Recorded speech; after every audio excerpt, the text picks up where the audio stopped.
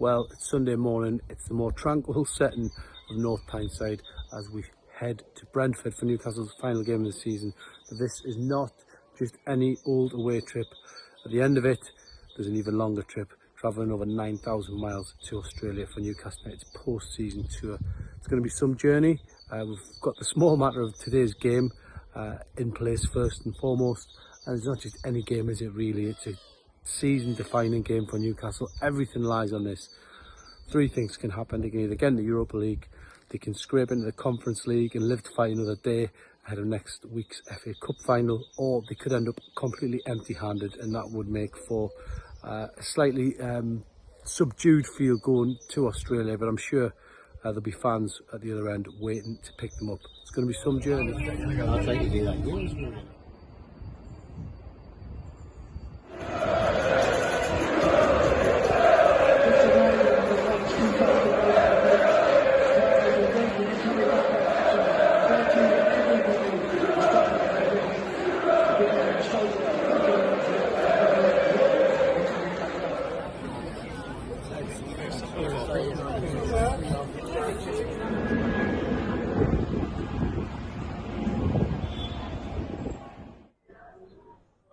Well, if there was a Newcastle United way of doing things, we've certainly seen it at Brentford earlier this afternoon.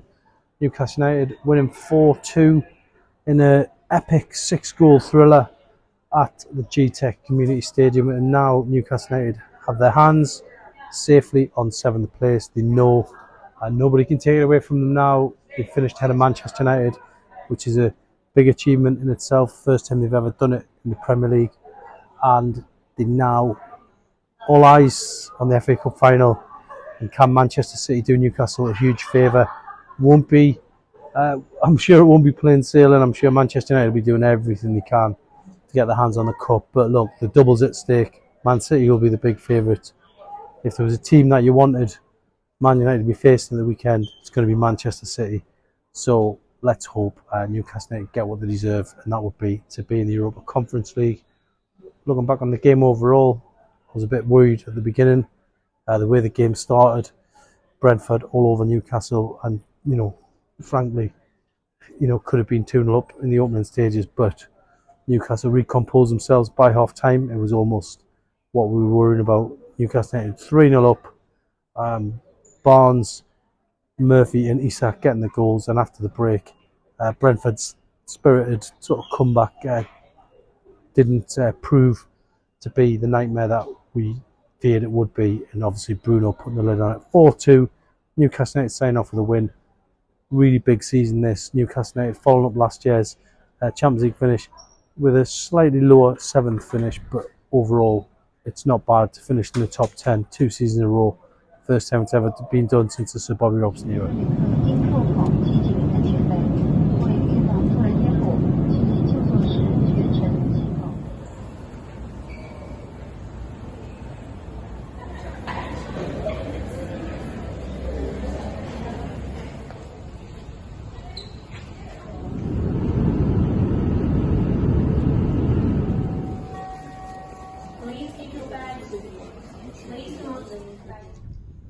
So just finally, I have to say it's been a bit of a whirlwind. Getting here so quickly after that Brentford game. I think the trip took about 25 hours in total. It's been planes, trains and automobiles. It's been quite funny in some ways because, as I say, you just wouldn't expect to be doing this at this time of year. A post-season tour. I think it's the first time Newcastle have done it for many a year, and I think really when the players settle down a bit and get a night's sleep, then I think they might enjoy it around here. It is a very, very nice setting, and we're going to be seeing some more of the city. We're going to be seeing more of the Newcastle fans who are starting to arrive here now, and we're bringing you all the reaction from here in Melbourne.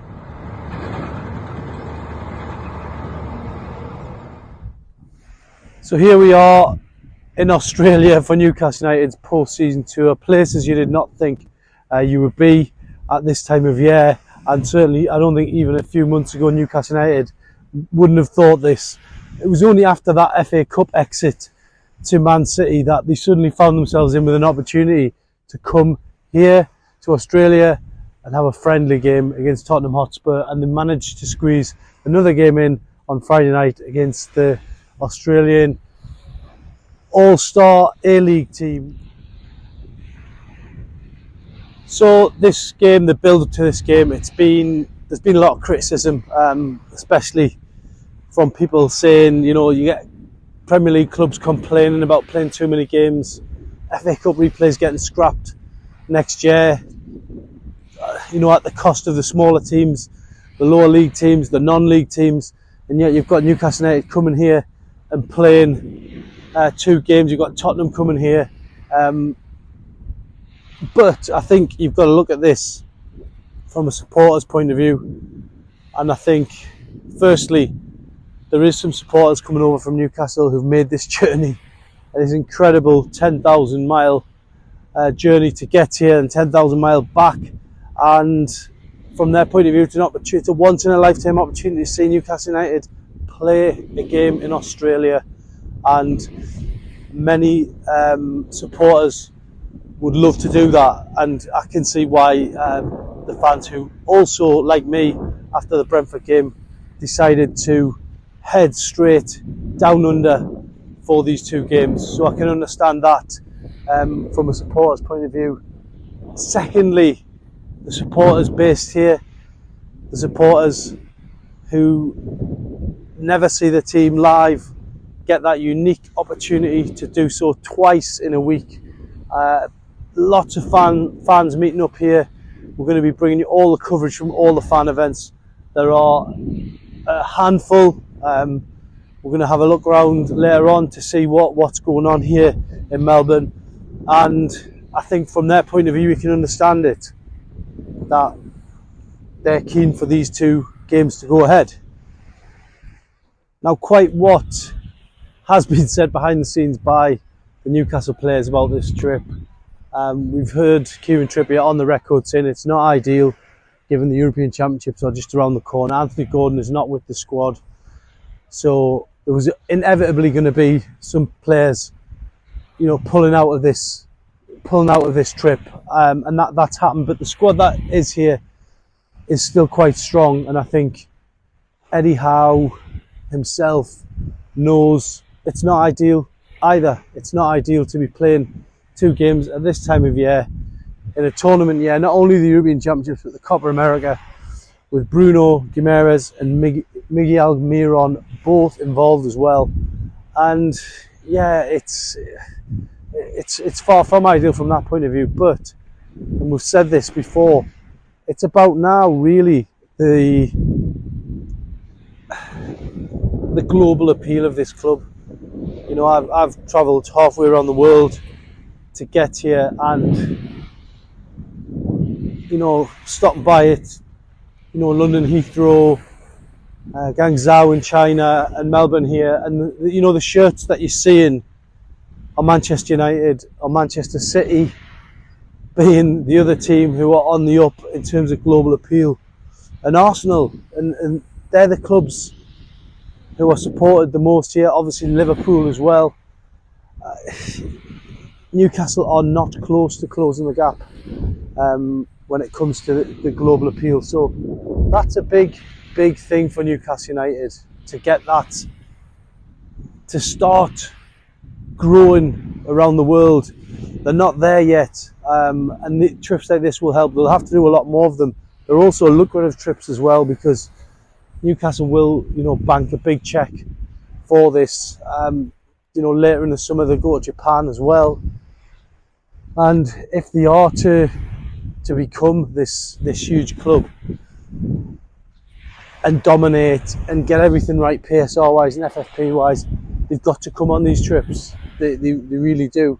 So you can see why people have criticised it, but ultimately, if Newcastle want to go on and win things, they're going to have to do many more trips like this.